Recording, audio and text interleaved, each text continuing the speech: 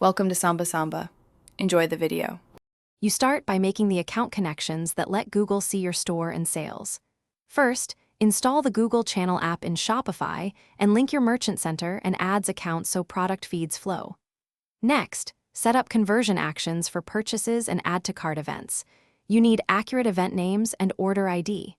Once done, verify domain ownership and submit your product feed. This ensures tracking and product visibility are live before you create campaign structure. Now you construct campaigns that match your goals. Start with Performance Max or shopping for catalog traffic or search campaigns for high-intent SKUs. Connect the Shopify product feed to the campaign. Next, segment by product margins or ROAS targets so bids reflect profitability. Configure audiences and negatives. Exclude irrelevant queries to sharpen spend.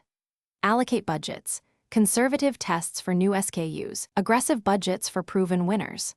You finish by optimizing and preparing to scale. Regularly review ROAS, conversion delays, and search terms. Pause low-performing SKUs and reallocate budget to winners.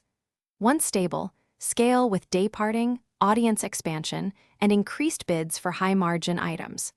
Use /B experiments to test headlines, images, and landing pages so improvements compound. If something breaks, no sales or disapproved products. Check Merchant Center diagnostics, confirm GTM or GA4 event firing, and re-upload corrected feed. That single fix often restores performance quickly.